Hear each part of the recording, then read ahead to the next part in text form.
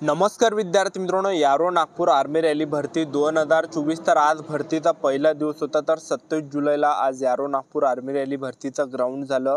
तर आज जे विद्यार्थी मित्रांनो भरती कशा प्रकारे झाली, तर एका बॅचमध्ये किती मुलं सोडत आहे आणि एका बॅचमधून किती मुलांना घेतल्या जात आहे, एक्सिलेंटची किती मुलं घेतल्या जात आहे, सेकंड ग्रुपची किती मुलं घेतल्या जात आहे आणि यारो नागपूर आर्मी रॅली भरतीमध्ये जे 1600 मीटर रनिंगसाठी या ठिकाणी टायमिंग किती दिला जात आहे, एक्सिलेंटसाठी टायमिंग किती दिला जात आहे, त्याचबरोबर सेकंड ग्रुपसाठी टायमिंग किती दिला जात आहे।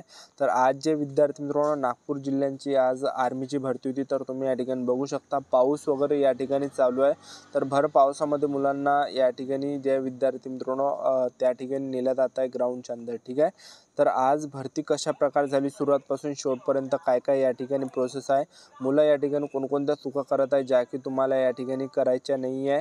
तर आज जे विद्यार्थी मित्रांनो 27 जुलैला यारो नागपूर आर्मी रॅली भरती कशा प्रकारे झाली याबद्दलच माहिती सांगणार आहे। मुलांनी कोणकोणत्या चुका केल्या ज्या की तुम्हाला करायच्या नाही आहे, त्याचबरोबर एका बॅचमध्ये किती मुलं सोडत आहे आणि एका बॅचमधून रनिंगसाठी किती मुलं ते घेत आहे, तर संपूर्ण माहिती तुम्हाला आजच्या व्हिडिओच्या माध्यमातून सांगणार आहे। तर आजचा व्हिडिओ खूप महत्त्वाचा होणार आहे, व्हिडिओ शेवटपर्यंत बघा आणि व्हिडिओला आताच लाईक करा। नमस्कार विद्यार्थी मित्रांनो, नोकरी लाईन मराठी यूट्यूब चॅनलवर तुमचं सर्वांचं सहर्ष स्वागत आहे।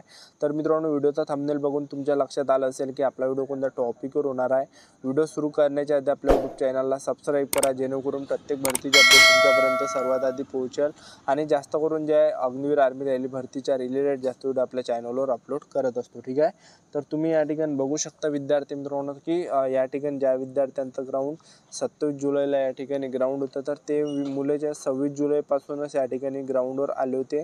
तर सांगायचं एवढंच की भरतीला येताना एक दिवस अगोदर तुम्हाला यायचं आहे आणि आज जे नागपूर जिल्ह्यांचं ग्राउंड आज होतं। ठीक आहे, तर आज ज्या विद्यार्थ्यांचा 27 जुलैला ग्राउंड होतं तर ते मुलं 26 जुलैपासूनच या ठिकाणी हजर राहिले होते ग्राउंडवर। ठीक आहे, तर सर्वात अगोदर या ठिकाणी तुम्हाला सांगतो आज पाऊस वगैरे नागपूरमध्ये भरपूर चालू होता, म्हणजे 11 वाजेपर्यंत कंटिन्यू पाऊस या ठिकाणी चालू होता। तर मुलांना या ठिकाणी 11 वाजतापासून ग्राउंडच्या अंदर घेतलं तेव्हा सुद्धा पाऊस चालू होता। तर जे गेटच्या अंदरची जी एंट्री असते तर ते 11 वाजता एंट्री या ठिकाणी त्यांनी दिली। ठीक आहे, तर जसे 11 वाजले तसे मुलांना या ठिकाणी घेतलं आणि सर्वात अगोदर गेटच्या अंदर एंट्रीच्या वेळेस त्या ठिकाणी 2 डॉक्युमेंट चेक केले जातात, एक आपलं आधार कार्ड आणि एक आपलं हॉल तिकीट।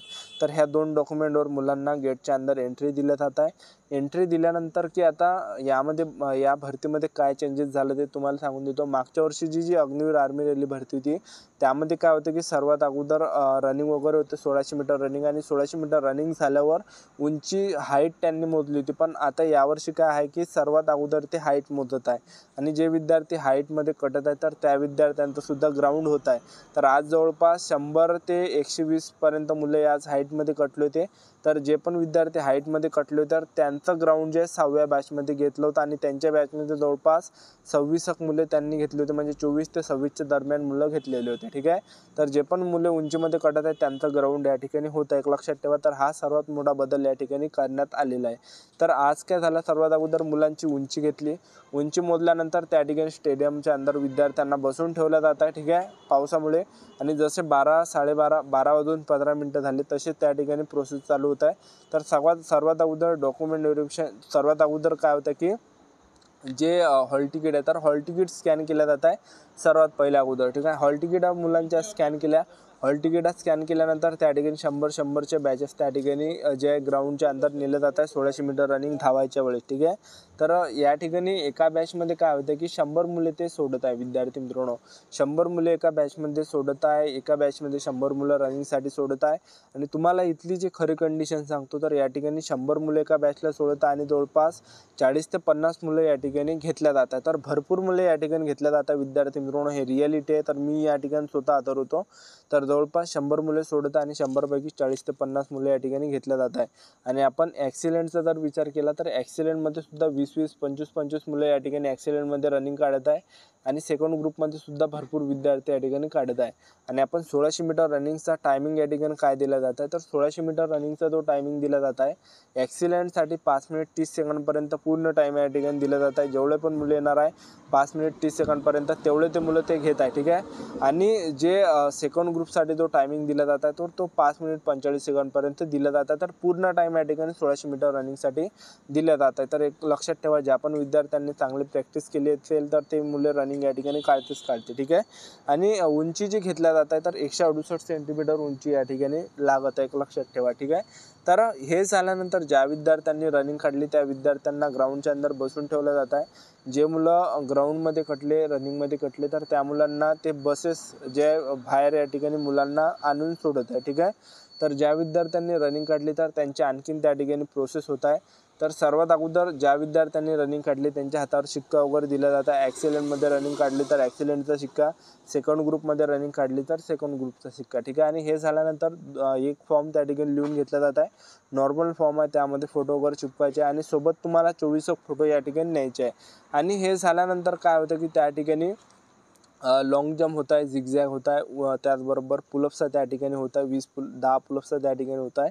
आणि 10 पुलअप्सचा झाल्यानंतर त्या ठिकाणी काय होतं विद्यार्थी मित्रांनो की उंची वगैरे सुद्धा मोजली जात आहे, छातीसुद्धा मोजली जात आहे. तर हे सर्व झाल्यानंतर त्या ठिकाणी डॉक्युमेंट व्हेरिफिकेशनचा टप्पा त्या ठिकाणी होत आहे.